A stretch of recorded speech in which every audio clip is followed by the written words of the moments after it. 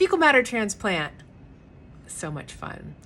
I have a patient that I just saw who had very severe ulcerative colitis and had been everywhere, including Mayo Clinic, and had been put on every drug and had been told that if this last drug didn't get her symptoms under control, she's going to have her large intestine removed.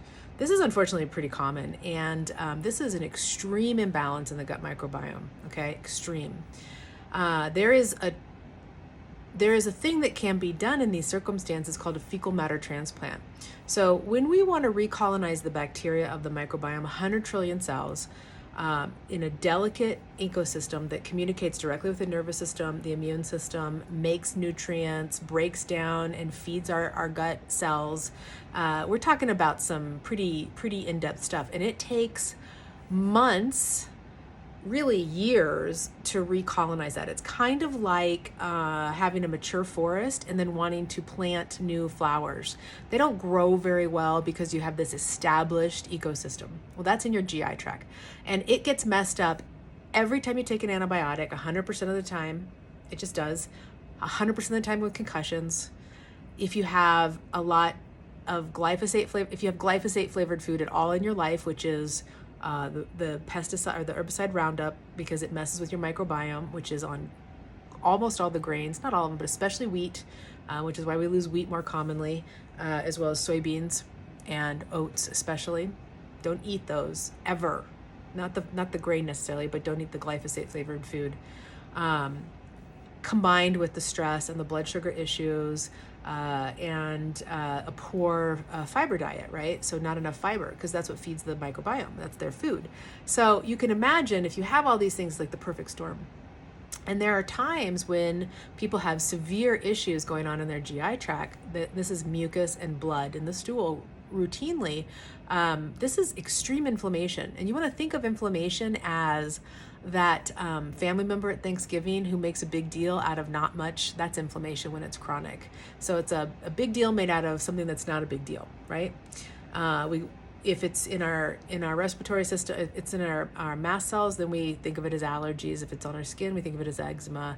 We think of it in our gut, we think of it as bloating and gas, and chronic inflammation that finally eventually leads to sometimes autoimmune-based issues, like ulcerative colitis or Crohn's, right? So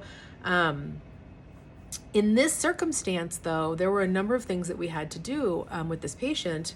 We had to fix blood sugar. We had to figure out food issues, permanent food issues and temporary food issues, because antibodies, when they're present, are a problem. We had to decrease infections. So we had to instill a little bit of a kill protocol and also a really strong nourish protocol. And part of the protocol that we did in this circumstance, also working on the vagus nerve and a few other things, right? But in this circumstance, we needed to use a fecal matter transplant because we had a real time crunch as well. They're not particularly inexpensive. We have an amazing resource on our site here that you can go directly to, but you got to do a lot of the other things. Otherwise, it can be wasted even, and it's expensive. So a fecal matter transplant basically takes a healthy subject that's been tested, and this is like, you got to decide, is this worth it, right? Who's been tested extensively, and then you take their microbiome and you actually trade your microbiome, or you merge them. How about that? There is another thing that we like. There is what's called a postbiotic that we like. Of course, there's good prebiotics, and then those are the food for the bacteria, and then we use probiotics, which are the actual bacteria. And so there's a lot of advertising out there for some of these high potency, gets through the GI tract. Those can actually create more issues. So you got to be careful, right? This is why it's hard. This is why I wish everyone could just know what to do for themselves. My job is to teach you how to know what to do for yourself, but first we got to figure it out, and that's sometimes really complicated.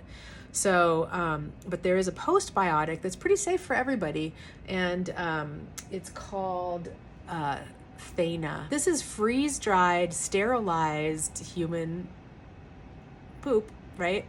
That actually has the same signaling molecules for the brain and some of the nutrients. So the main short-chain fatty acids, acetate, butyrate, and propionate, feed those microbiome cells, or the cells of your intestines. Those are in there as well. And so that can be a really good tool as well. You're never going to really go wrong with a spore forming probiotic because it doesn't stay in the gut, and we use megaspore primarily. That actually is going to go into and colonize the GI tract, condition the gut, inhibit bad bacteria, bad fungus, parasites, inhibit those things, and then it's going to leave in a couple of weeks, allowing sort of like fresh tilled earth to like nurture the growth of the good bacteria that you want. We use that as well as prebiotics frequently. And occasionally we also use probiotics, which are the actual bacteria. And the thing about probiotics is we have like 25 different ones, so it really depends on what you need. But I just want to talk briefly about the fecal matter transplant, kind of when we use it. If you have